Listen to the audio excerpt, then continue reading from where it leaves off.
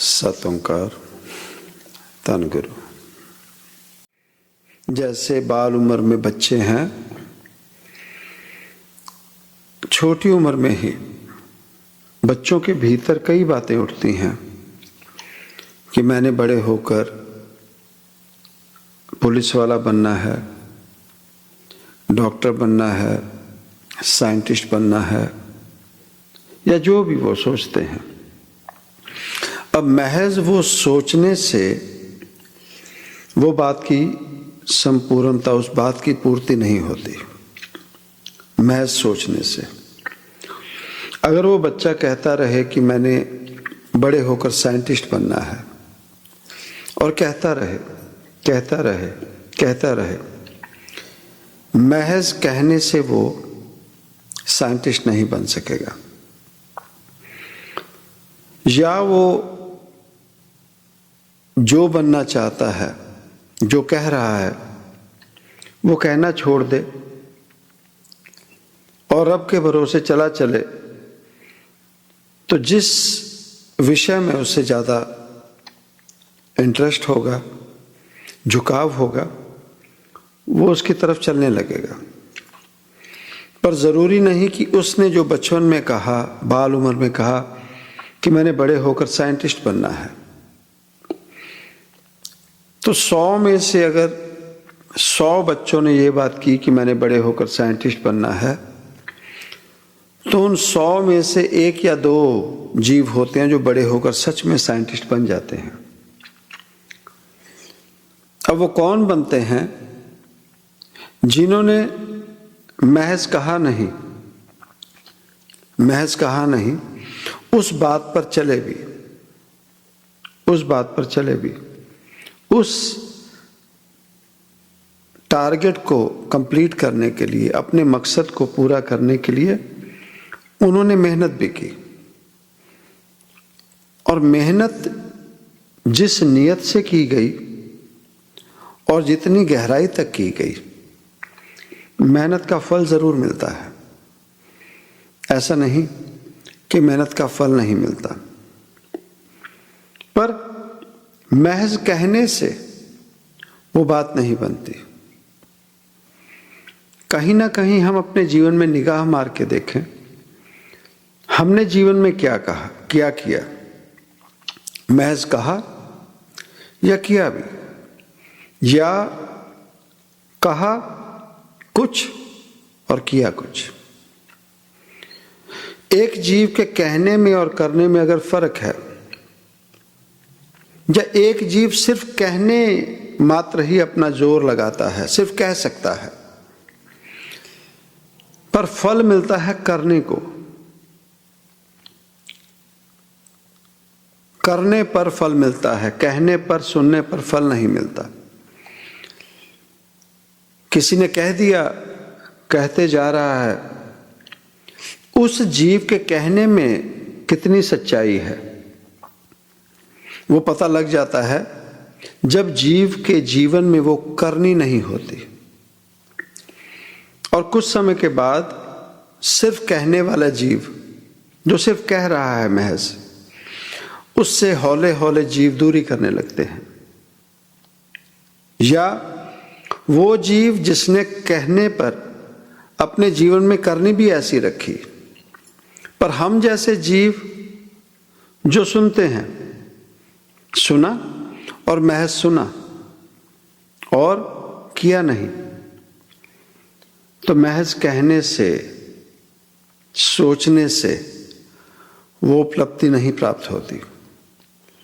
मेहनत करनी पड़ती है, और जितनी ज्यादा मेहनत उतना ज्यादा उसका फल, चाहे किसी बुरे कर्म के लिए, चाहे किसी अच्छे कर्म के लिए। पर बात यहीं सीमित नहीं है, यहां यह भी कहा गया है कि कर्म करना जीव के हाथ में है। कर्म करता है जीव, पर फल जो मिलना है, उसे फल क्या मिलेगा, वो अंतरब के हाथ में। उसने फल क्या देना है। जैसे गुरबाणी में कहा गया, फल कारण सेवा करे। फल पाने के लिए जो सेवा करता है, ना गुण ना उपकार। फल की इच्छा ना की जाए, पर जीव मेहनत संपूर्ण करे। मिलना ना मिलना वो रब के हाथ में। पर उस जीव की क्या अवस्था होगी जिसने जीवन में मेहनत ही नहीं की, मेहनत ही नहीं की, और उसका जो फल है, फल की इच्छा करे और अच्छा हो, इसी चीज की मांग करे, ऐसा नहीं होता। जीव अपनी मेहनत कर तुम, चाहे दुनियावी तौर पर, रिश्ते नातों में जीव चला है, अगर संतान रूप में उस अवस्था में जहां माता पिता भाई बहन सर पर हैं, वहां तू संतान होकर अपनी जिम्मेवारी निभा, अपनी मेहनत कर, अपनी सच्चाई पे अडिग खड़ा रहे। माता पिता भाई बहन साख संबंध क्या कहते हैं उसकी परवाह न कर। तू बेटे होने का, बेटी होने का अपना कर्तव्य पूरा कर। भाई बहन का रिश्ते की बात हुई, अगर भाई है या बहन है, वो कैसे रिश्ता निभा रहे हैं। जीव भाई बनकर, अगर तू भाई बनकर चला है तो भाई का जो कर्तव्य है, अगर बड़ा है तो पिता सम्मान, पिता की बराबरी का दर्जा बड़े भाई का होता है। तो छोटों के लिए बड़ा भाई पिता बन के खड़ा हो। इसीलिए आमतौर पे हमारे देश में रीति रिवाज होती है कि जब पिता शरीर छोड़ देते हैं तो अंतिम क्रियाक्रम जो पिता के मरने के बाद होता है, तो उस परिवार में जो बड़ा भाई होता है उसके सर पर जिम्मेवारी दे दी जाती है, पगड़ी बांधने की रस्म या और जो भी मर्यादा, जिसमें दुनिया में यह कह दिया जाता है कि अब पिता की जगह ये बड़ा भाई जिम्मेवारी संभालेगा। पर जिम्मेवारी उस समय से शुरू नहीं होती जब पिता शरीर छोड़ गए। जिम्मेवारी उसी दिन से बड़े भाई की शुरू हो जाती है जिस दिन से उसने होश संभाली और उसके जीवन में छोटे भाई बहन आ गए। पिता जैसा। तो जब वो पिता शरीर त्याग देते हैं, तब वो जो छोटे भाई बहन हैं उनमें किंचित मात्र उन्हें परवाह नहीं होती अपने बड़े भाई को पिता की जगह देने की। और अगर बड़ी बहन है, खुशनसीबी होती है जिसके जीवन में बड़ी बहन हो। इसीलिए कहा जाता है कि जिसके घर में बड़ी बहन हो उस जीव के घर में 2 मां होती हैं। तो वो जो बड़ी बहन, वो मां की ममता अपने भीतर रखे, मां के बराबर अपनी जिम्मेवारी निभाए। छोटे क्या करते हैं उनकी परवाह ना करे। इसीलिए तो कहा जाता है जब कोई गलती करता है तो कोई समझाने वाला जीव आता है तो वो क्या कहता है, बड़े को कहता है, अरे तू तो अक्कल कर, तू बड़ा है, वो छोटा है, वो नादान है। बड़े से अपेक्षा उम्मीद की जाती है बड़े होने की।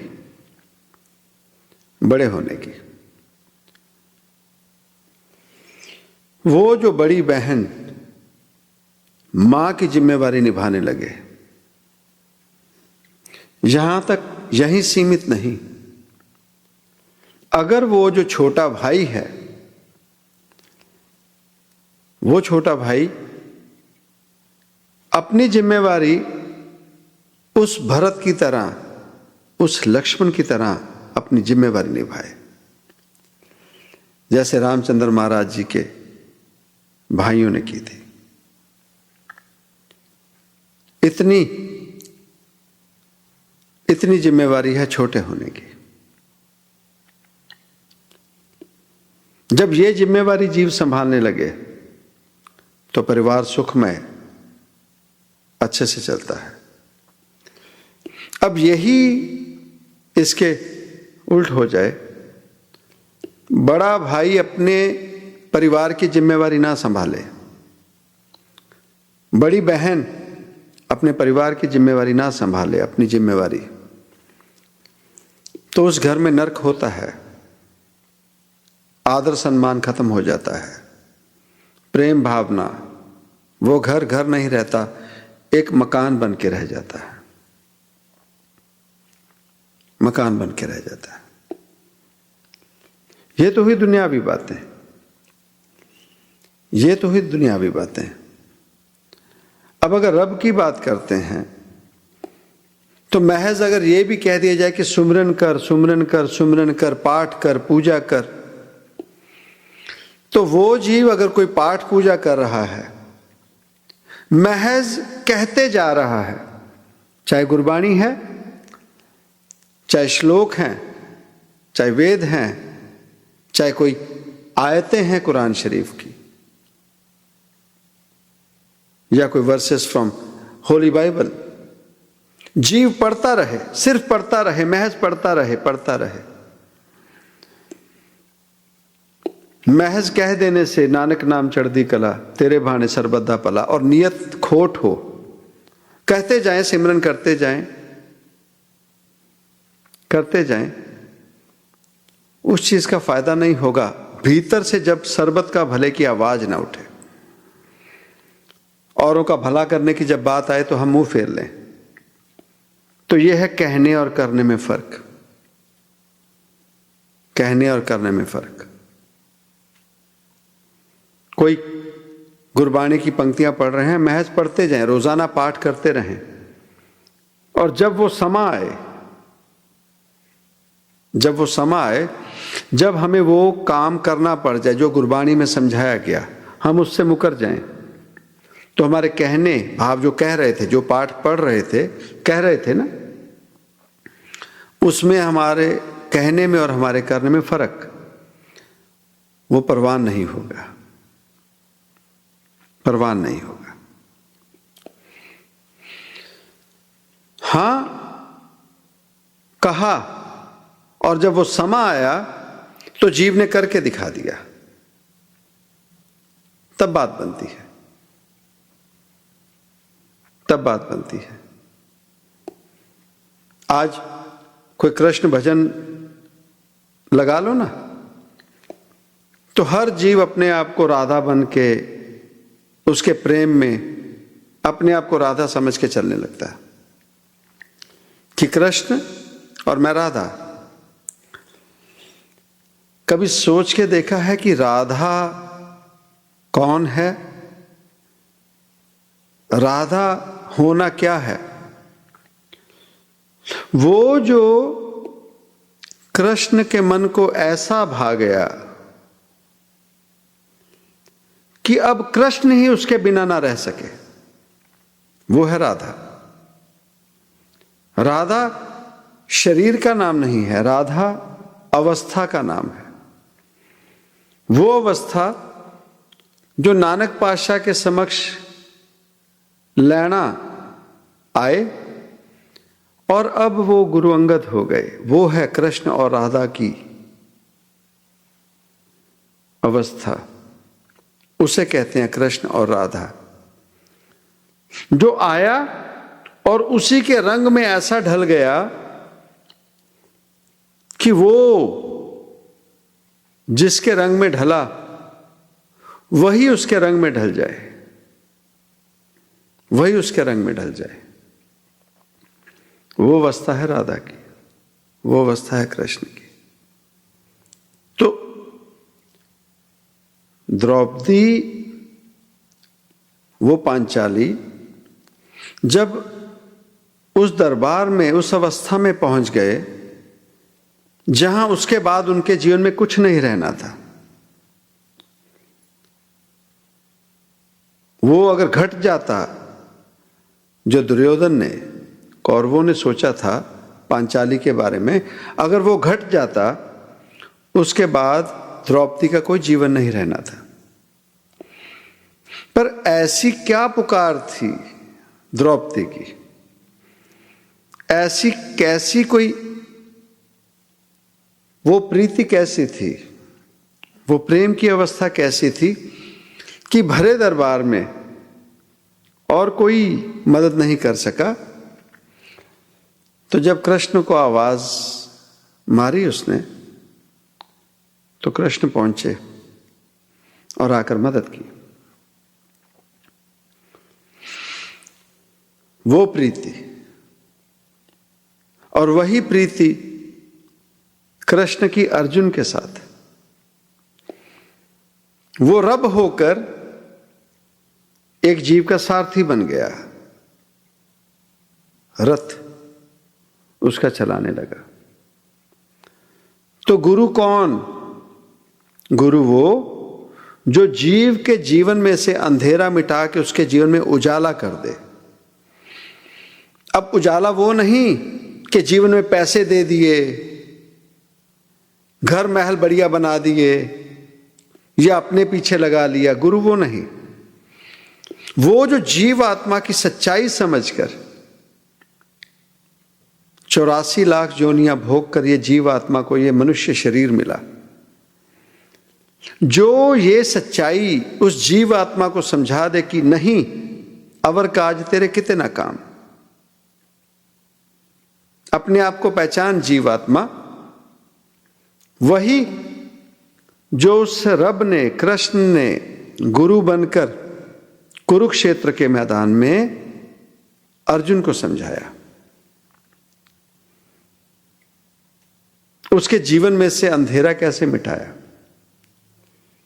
तो वो सिर्फ द्वापर में नहीं आता कृष्ण जीवों के जीवन से अंधेरा मिटाने के लिए, अब भी आता है, अब भी आया। कमी कहां थी? वो अर्जुन युद्ध भूमि में पहुंच गया, जानता है कि सामने युद्ध, अब मरने मारने की बात है। उसके बावजूद कृष्ण को कहते हैं, हे माधव, मुझे इस युद्ध भूमि के दोनों सेनाओं के बीच में ले चलो और मैं देखना चाहता हूं कि मैं किन से लड़ रहा हूं और किन को मैं साथ लेके चला हूं। जहां से महाग्रंथ गीता का जन्म हुआ। तो कृष्ण को कौन समझेगा? कृष्ण कहते हैं, ऐ जीव, पहले तो अपने आप को पहचान, तू शरीर तक सीमित ना हो, तू जीव आत्मा है। ना तू शरीर तक सीमित हो और ना ही इन शरीरों के संग तू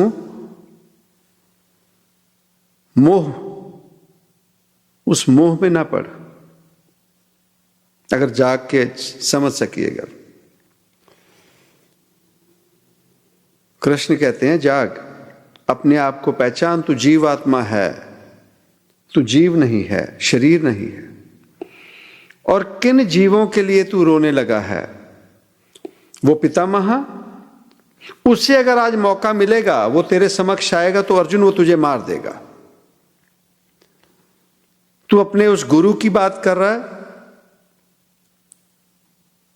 उस गुरु की बात कर रहा है, तू उसके समक्ष आ जाएगा, वो तुझे मार देगा। तू अपने साख संबंधों की बात कर रहा है, रिश्ते नातों की बात कर रहा है, अर्जुन आज वो तुझे मारने के लिए ही समक्ष खड़े हैं। तू होश में आ, मोह में ना पड़।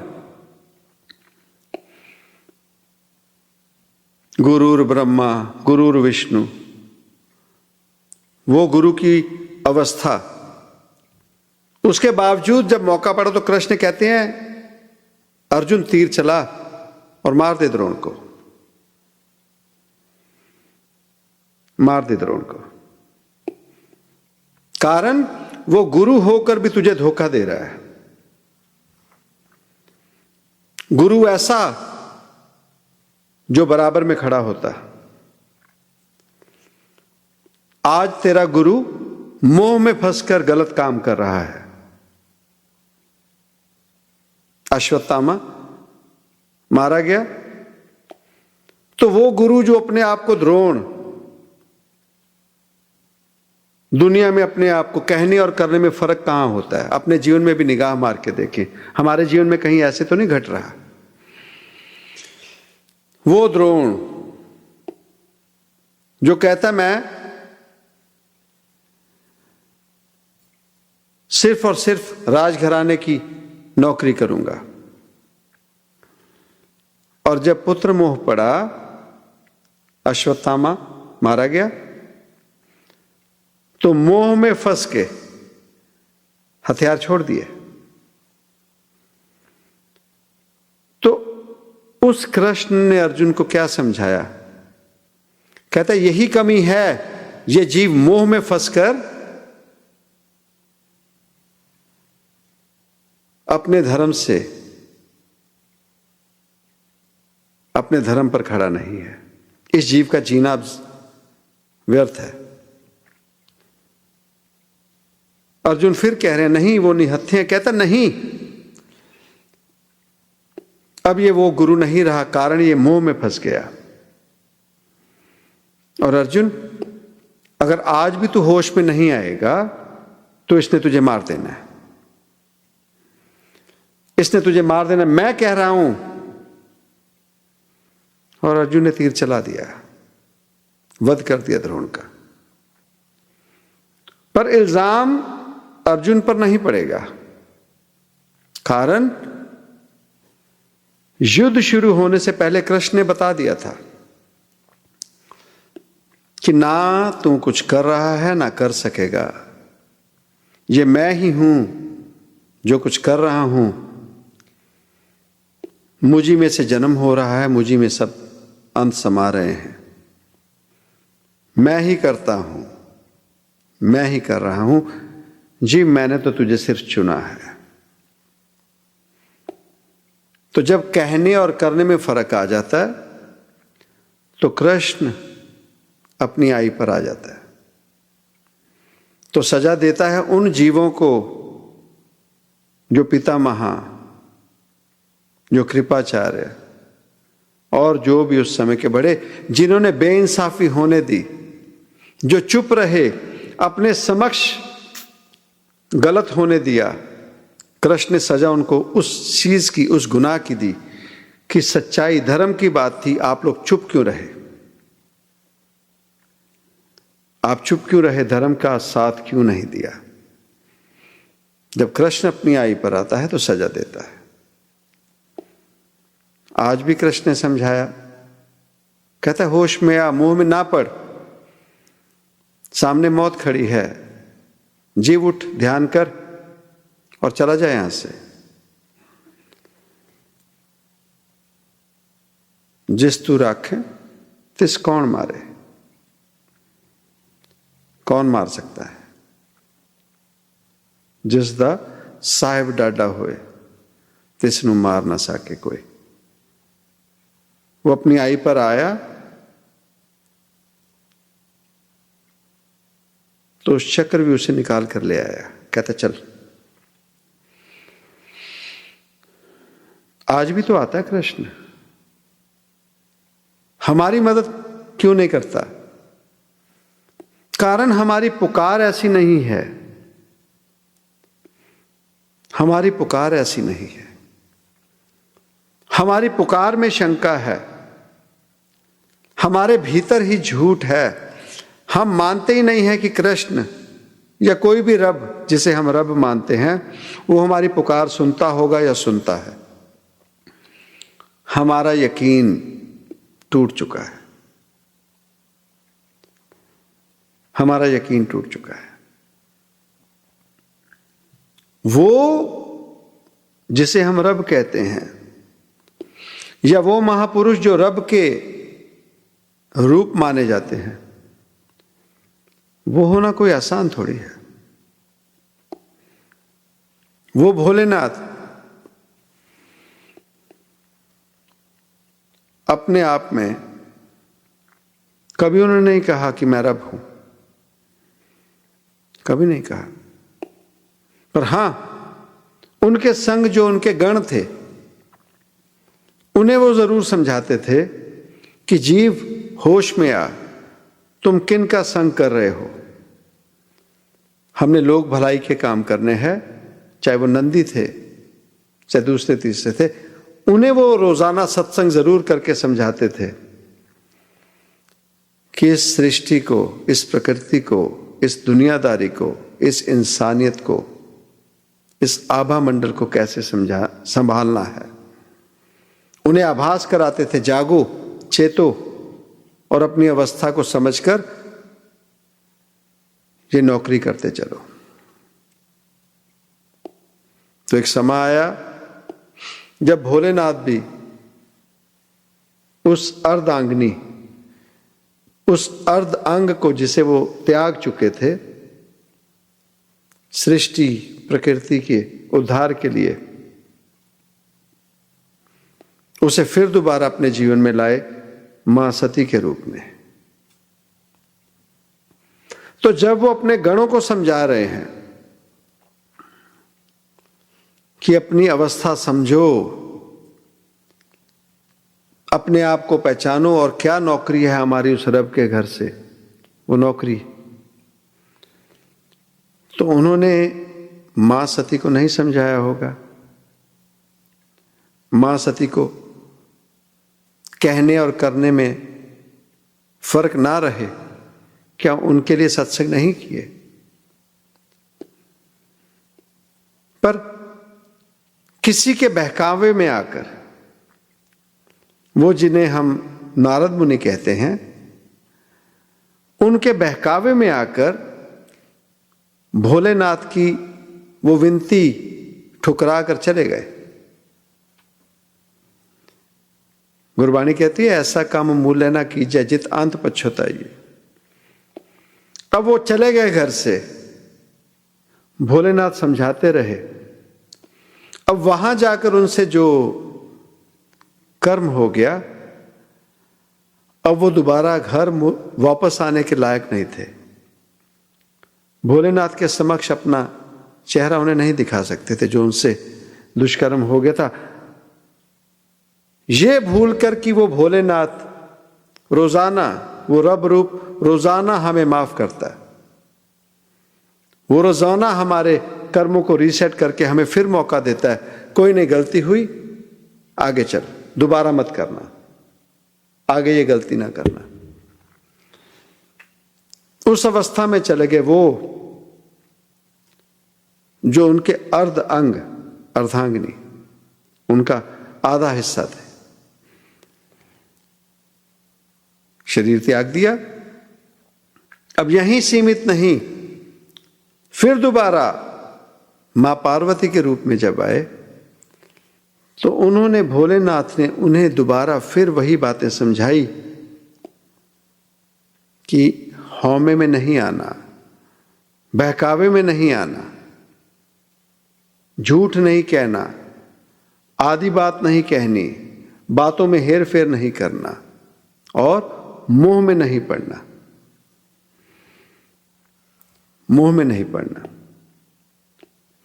सभी शर्तें पूरी हुई। मां पार्वती उस शिव के संग, अर्धांगिनी, उनके संग आसन पे आके बैठ गए।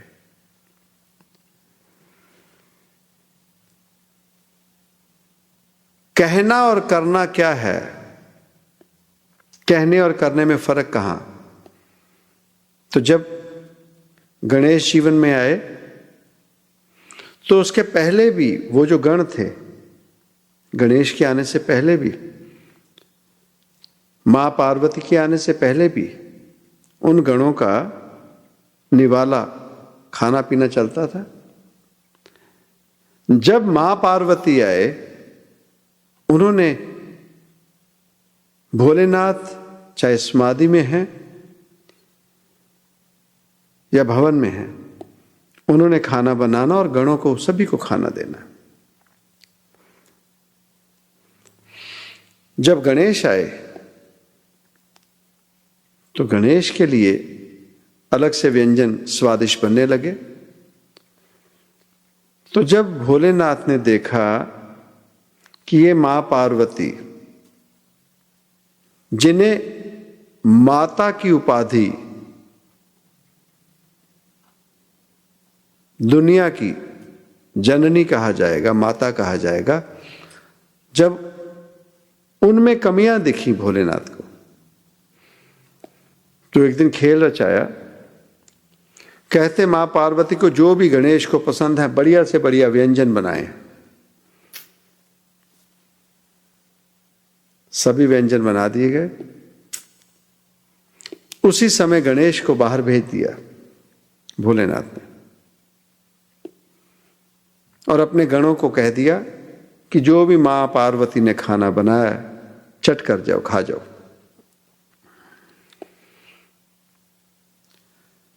उस दिन जो मां पार्वती गणों से नाराज हुए, जो नाराजगी उन्होंने गणों से की, उस समय भोलेनाथ ने उनको आभास करवाया उनकी अवस्था का। कहते यही कमी है, तुम ममता में, मोह में ना पड़ो, उसमें शरीर तक सीमित रह जाओगे, तुम सिर्फ और सिर्फ गणेश की मां बन के रह जाओगे।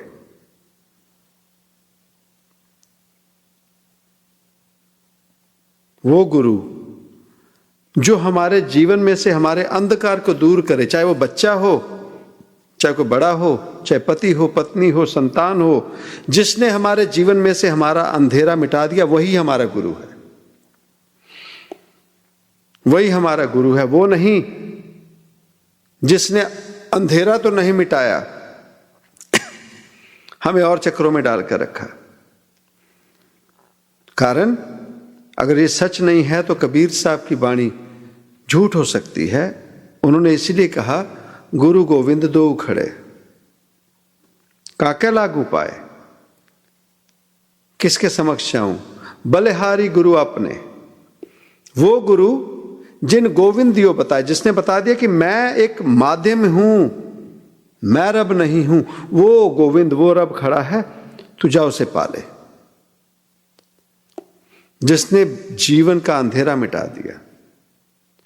उस दिन मां पार्वती को आभास हुआ कि भोलेनाथ क्या समझाना चाहते थे, क्या समझा रहे हैं, कि पुत्र मोह में तू सिर्फ और सिर्फ मां बन के रह जाएगी, पर जब तू वो मोह त्याग कर सभी को अपनी संतान मान लेगी, सभी गणों को, उस दिन तू मां से माता हो जाएगी। इसीलिए माता पार्वती कहा जाता है उन्हें। यह है जीवन में तरक्की, ऊंचाइयों के इम्तिहान, ऊंचाइयों के इम्तिहान। जितना ऊंचा आसन उतने ऊंचे इम्तिहान। करनी और कथनी ये एक कर लो। तो जब ये बात की जाती है कि तोरी मोरी मोरी तोरी प्रीत बने आई राम, ये सिर्फ महज कह रहे हैं कि तोरी मोरी मोरी तोरी प्रीत बने आई राम, उस रब से कह रहे हैं मेरी तुझ संग प्रीति जुड़ गई, ये महज कह रहे हैं, तो कहने में फल नहीं मिलता। अब बात आती है गायत्री कि सच में आभास करवाएं कि हमारी प्रीत उसके संग बन गई।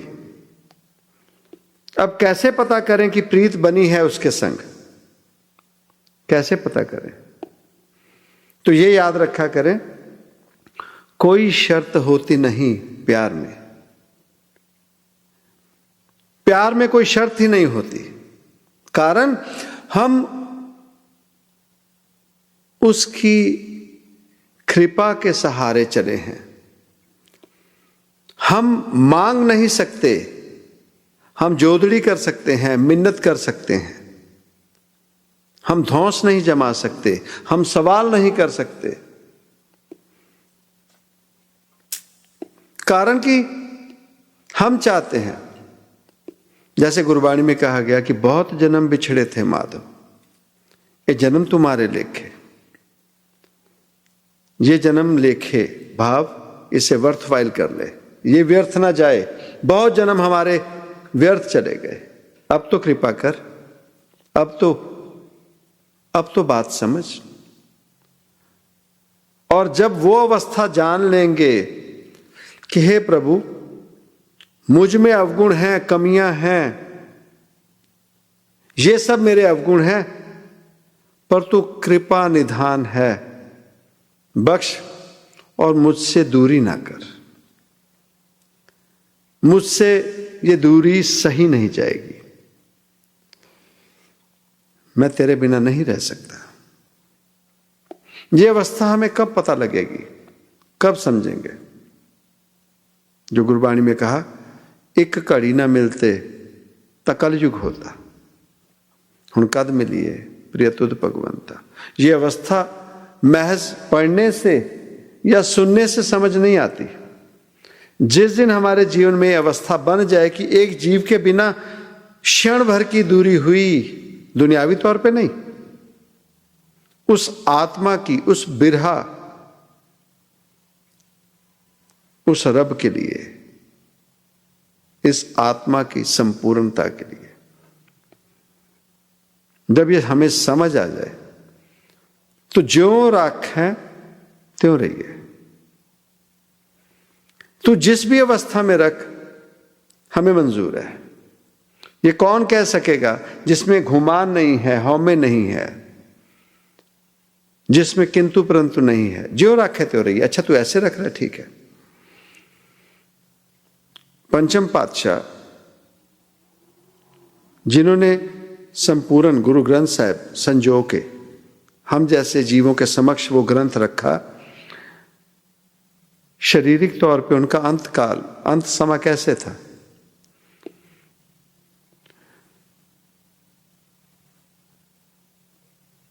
भट्ठी पर बड़ा तवा रख दिया गया, उस पर उस नानक के स्वरूप को, रूप को वहां बिठा दिया गया, और ऊपर से वो रेत गरम करके उनके सर पर डालने लगे। तो उस समय उस रब के समक्ष खड़े हो सकते थे कि ये सब मिलता है तेरी नौकरी में? उन्होंने सिर्फ इतना कहा, तेरा पाना मीठा लागे, जो तुम करो सोई पल हमरे, तेरा किया मीठा लागे। और बदले में क्या मांगा? हर नाम पदार्थ नानक मांगे। उन्होंने ये नहीं कहा गुरु का नाम पीछे कर दो, उन्होंने नानक का ही नाम रखा। चाहे दूसरी पातशाही आए, तीसरी पातशाही आए, चौथी पातशाही आए, पांचवी पातशाही आए, उन्होंने अपने नाम आगे नहीं किए गुरु से, उन्होंने गुरु का ही नाम चलने दिया, नानक पातशाह का ही नाम चलने दिया। कहीं भी दरबार साहब में उनकी वाणी में उनके नाम नहीं आए, उन्होंने नानक पातशाह की उपमा की, हर नाम पदार्थ नानक मांगे, कि नाम सुमरन दे, वो कृपा कर जिससे हम पार उतारा हो सके। और उस अवस्था में भी वो पांचवें नानक गुरु अर्जन देव पातशाह ने सुमरन ही किया,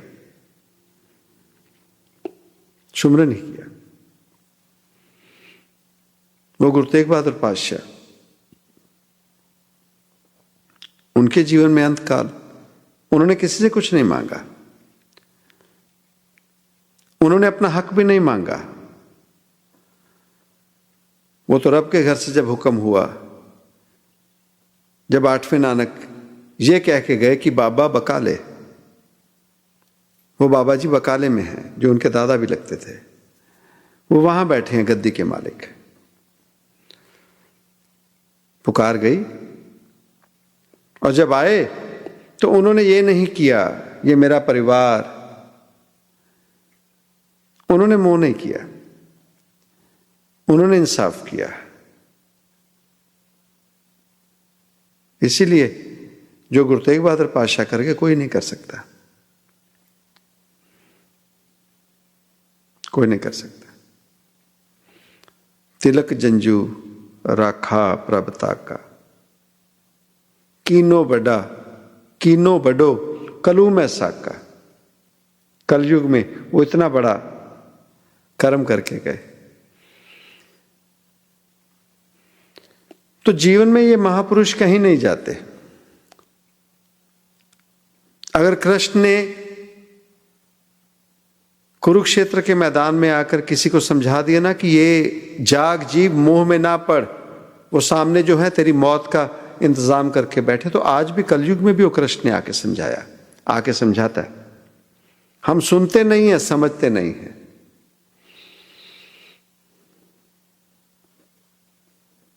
सुनना पड़ता है, समझना पड़ता है, और महज सुनने और कहने नहीं, करना भी पड़ता है। जो उन्होंने कहा फिर करना भी पड़ता है। कोई तो ताकत थी जिन्होंने एक ही रात में, कोई तो ताकत थी ना जिन्होंने एक ही रात में गुरु गोविंद सिंह पातशाह को आनंदगढ़ का, आनंदपुर साहिब से जाने का, रवानगी का हुक्म दिया ना। कोई तो रब की ताकत थी जिन्होंने कहा यहां से अब चल पड़ो। कोई तो ताकत थी जो सतगुरु दर्शन दास जी को 84 के दंगों के बाद, कोई तो ताकत थी जिन्होंने उन्हें कहा कि यहां से चल पड़ो, निकल पड़ो। तो वही ताकत हम जैसे आम जीवों के जीवन में भी काम करती है। वही कहते हैं यहां से चल पड़ो, तेरा पाना मीठा लागे। जीवन में जागें सिर्फ इन बातों से कि हम उस धर्म से हैं, उस मिशन से हैं, इन बातों से कोई फर्क नहीं। वो बच्चा जो पढ़ाई में अच्छा है ना, हम पीछे ही टेक्सास गए तो किसी से बात कर रहे थे, वो कहते मकान देख रहे हैं, वहां पे स्कूल की रेटिंग अच्छी है। तो हमने उन्हें कहा कि देखिए, पूत कपूत तो क्या धन संभले, पूत सपूत तो क्या धन संभले। भाव, अगर संतान अच्छी है उसके लिए चाहे हमने माल खजाने नहीं संभाल के रखे तो भी परवाह की बात नहीं। वो सपूत है, गुणी है, वो अपने लिए अपना पैसा कमा लेगा। और अगर वो कपूत है, अगर उसमें गुण नहीं है, हम उसके लिए जितनी मर्जी जमीन जायदाद पैसा बना दे, अगर वो कपूत है उसने वो बर्बाद कर ही देना है। तो पढ़ाई की भी वही बात आती है। अगर बच्चा पढ़ाई में अच्छा है तो उसे गवर्नमेंट स्कूल में डाल दो, म्युनिसिपैलिटी स्कूल में डाल दो। तो म्युनिसिपैलिटी स्कूल में पढ़ के भी अंबेडकर बन के हिंदुस्तान जैसे महान देश का संविधान लिख सकता है। और कई जीव हैं, सुनने में आते हैं, कॉन्वेंट स्कूल से पढ़े। कई फिल्म स्टार के बच्चे हैं, 8वीं 10वीं बड़ी मुश्किल से की। कहां पढ़ते थे? हिंदुस्तान के सबसे बड़े कॉन्वेंट स्कूल में पढ़ते थे, सबसे बड़े कॉन्वेंट स्कूल में पढ़े। तो जिसने पढ़ना है वो गवर्नमेंट स्कूल में भी पढ़ लेगा, नहीं तो नहीं। तो ये बातें करने से, मैं उस मिशन से जुड़ा हूं, उस धर्म से जुड़ा हूं, इन बातों से कोई फायदा नहीं, इन बातों से कोई फायदा नहीं। बुल्ले शाह ने तो कितना बढ़िया कह दिया, कहते हुक्का तेरा गंगा जमुना उत्ते चिलम जवाला, तो निश्चा तेरा हर का जी की करना ही गंगा जाके बुल्लिया घर बह के हुक्का पी। वो तो कहते छोड़ इन चक्रों में जहां तुझे मन की शांति ना मिले, आत्मिक सुकून ना मिले, वैसी जगहों पे जाने के बजाय घर में बैठ के राम राम कर, अल्लाह अल्लाह कर, रब रब कर। ये तो समझ कि इंसानी जामा मिला किस लिए है? राजनीति में पढ़ने के लिए, वहां की तू मैं औरों के चिक्कड़ में पढ़ने के लिए? घर में बैठ के सुकून से अपना सुमरन कर, अपना पाठ पूजा कर। कारण वो रब, उसने ये इंसानी जन्म हमें दिए ही मिलने के लिए है। तो हम ये सच्चाई को भूलकर और ही चक्करों में पड़े हैं। उसने जन्म ही यही दिया है कि इसी जन्म में तू पा ले, वो मिलना चाहता है। तो उस सच से दूर होकर सुमरन छोड़ के कानों का रस लेने लगे, जुबान का रस, उसने मेरे बारे में क्या कहा, मैं उसके बारे में क्या कह रहा हूं। तो बजाय उसके, गुरबाणी ने समझा दिया ना कि निंदा चुगली, किसी की पीठ पीछे अगर कोई निंदा चुगली करता है तो वो और कुछ नहीं, अपने कर्मों को दुष्कर्म बनाकर उस जीव के दुष्कर्मों को सुकर्म बना रहा है। निंदो निंदो मोको लोग निंदो, कबीर साहब। निंदा हमको खरी प्यारी, निंदा बाप निंदा महतारी। कि निंदा करते हो आप, करते रहो मेरी निंदा। आप हमारे कपड़े धो रहे हो, तो हम कहीं इन कामों में तो नहीं कि निंदा चुगली और कामों में अपनी आत्मिक रस भूल गए, अपना आत्मिक रस भूल गए। कितने आसान तरीके से हमें महापुरुषों ने समझाया। कबीर साहब कहते, गुरु जिसके विषय में जितनी गहराई तक जाना चाहे जा सकते हैं। कहते, एक डाल दो पंछी बैठे, एक डाल पर दो पंछी बैठे हैं, एक गुरु एक चेला। उनमें से एक गुरु है और एक चेला है। गुरु की करनी गुरु भरेगा, चेले की करनी चेला। तू क्यों भय उदास, कबीरा तेरी झोपड़ी कनकटियों के पास, जो करेंगे सो भरेंगे, तू क्यों भय उदास, तू क्यों परेशान होता है। कर्मी आपो अपनी, जो कर्मों की खेती जी बो रहा है, काटनी उसे पड़ेगी। ये जन्म नहीं और आगे। लेखा रब मंगेसिया तू आयो केड़े कम, वो लेखा हिसाब तो रब ने करना ही है हमारा। तो इन चक्रों में से निकलकर कलयुग केवल नाम आधारा, सिमर सिमर नर उतरस पारा। सिमरन सुमरन कर ले मोरे मना, थोड़ी बीती उम्र ढल जाए। सुमरन किया करें, और महज सुमरन उस ढंग से नहीं कि दुनिया को पता लगे बोल बोल कर, वो जो भीतर जाए, चाहे राम कह लें अल्लाह कह लें। हम अपने संग जीव जो हैं उन्हें समझाते हैं कि एक समय था 25 साल पहले सिख धर्म में जन्म हुआ, माता पिता ने समझाया, एक अरदास होती थी, वो अरदास करते, वही सिमरन करते, वही हमारा जीवन था। फिर जीवन में किसी मिशन के साथ जुड़े, अरदास भूल गए, वो प्रार्थना शुरू कर दी, उन्हीं का नाम लगने जपने लगे, तो भी जीवन चलता रहा। अब उनके हुक्म में ये सत्ओंकार शुरू किया, जोदड़ी शुरू की, तो भी जीवन चली जा रहा है। बात है हमारे यकीन की, हमारी श्रद्धा की। हमें तो यही सबक बहुत बड़ा था कि अगर मरा मरा करके रब को पाया जा सकता है, गायत्री समझ आती बात, अगर मरा मरा करके रब पाया जा सकता है, तो रब का नाम ये सिर्फ दिखावे हैं, आडंबर हैं। सिर्फ और सिर्फ रब मिलता है हमारे तुम्हारी श्रद्धा पे, हमारे यकीन पे, हमारी श्रद्धा पे। नाम जो मर्जी कर लो, नामों में कुछ नहीं रखा। कोई अल्लाह अल्लाह करके पा गया, कोई कृष्ण कृष्ण करके पा गया, कोई बीठल करके पा गया, कोई वाहिगुरु करके पा गया। पाया किन्होंने? सिर्फ और सिर्फ जिनका यकीन था, श्रद्धा थी, और जिन्होंने सुमरन किया। और चक्कर तो हमें पागल बनाने के लिए है, ऐसा कर ले वैसा कर ले, नहीं। जे रब मिलदा नहातियां धोतियां, रब मिलदा डड्डुआं मच्छियां नूं। कि अगर सिर्फ स्नान करने से ही रब मिल जाता, तो वो जो पानी के जीव जंतु हैं, फिर तो रब उन्हें मिल ही जाता। ये कल बोल रहे थे ना कि स्नान बिना किए सिमरन पे बैठ जाते हैं, तो परवाह नहीं, सिमरन की आदत ना छूटे, सिमरन की आदत ना छूटे। नहीं, सेहत ठीक नहीं, कोई चक्कर नहीं, बहाने हैं मान दे। ठंड गर्मी ये सब आडंबर हैं मन के, ये धोखा देने के काल के तरीके हैं हमें फंसाने के। कारण कि काल जो है वो बहुत सुखमय होकर मिलता है। दवा कड़वी ही अच्छी होती है, कारण उसने हमारा इलाज करना होता है।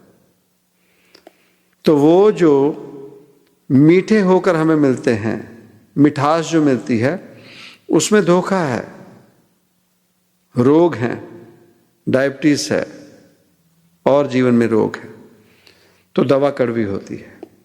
तो रब पाना भी इतना आसान नहीं है, उसके लिए भी मेहनत करनी पड़ती है। अपने कर्मों को अच्छा करें, फल की चिंता छोड़ के, औरों के घरों में, औरों के जीवन में भीतर में निगाह मारनी बंद कर दे। और क्या करते हैं उनके कर्म, अपना सुमरन करें, और वो सुमरन जो हमें हजम हो जाए, हम डाइजेस्ट कर लें। भाव वो खाना जो हमने खाया, दुनिया को ना बताएं हमने क्या खाया, बस दुनिया हमें देखे, हम तंदुरुस्त दिखें, रिष्ट पुष्ट हों, बाहर से भी शरीर अच्छा दिखे। ये नहीं किसी के साथ बैठे, पेट की गड़बड़ाहट है, भीतर की बदबू भी दुनिया में फैलाते रहें, वैसा खाना कोई फायदे का नहीं। तो वैसे ही सुमरन जो हमारी तंदुरुस्ती बताए जीवों को दुनिया में, जिसमें हौमे ना हो, बोलों में बदबू ना हो, हमारे कर्मों में गंदगी ना हो, बस वैसा सुमरन हो जो उस रब को भा जाए और वो हमारे संग, वो भी प्रीति में पड़ जाए। तब जाकर ये संपूर्ण होता है। तोरी मोरी मोरी तोरी प्रीत बने आई राम, विसार के अवगुण मेरे दाता, ले चलो अपने धाम। उस रब का वो परम धाम, वही है संपूर्णता इंसानों की, मनुष्यों की। और अपने आप को शरीर तक सीमित ना करें, अपने आप को पहचान लें, हम जीव आत्मा हैं, और जीव आत्मा और कुछ नहीं, वो परम आत्मा ही है। सिर्फ पहचानने की देरी है, फर्क तो नहीं है। तू और मैं और तू एक ही हैं। वो परम आत्मा और आत्मा एक ही हैं। जितनी गहराई तक गए, जितने कर्मों की तरफ ध्यान दिया, वही आत्मा धर्मात्मा हो जाती है, वही आत्मा महाआत्मा हो जाती है। जब धर्मात्मा हुई, उसे धर्मात्मा कह के पुकारा जाने लगता है। वही आत्मा जब महाआत्मा हो जाती है, उसे महात्मा कह के बुलाया जाने लगता है। और वही जब अपना परम धाम पा जाती है, तो वही परमात्मा परमात्मा हो जाती है। और ये जो इंसानी जामा मिला है परमात्मा से कम होकर जाने की, इससे तो नीचे अगर कोई जीव सोचता है तो अपने आप का नुकसान करके जा रहा है। हौमे की बात नहीं, अपने आप को रब नहीं समझना, पर यह शरीर छोड़ने से पहले वो होकर जाना जो संपूर्णता है, भाव वो परमात्मा। अगर वाकई जीवन में संपूर्ण होकर जीना चाहते हैं, जाना चाहते हैं। सत ओंकार, धन्यवाद।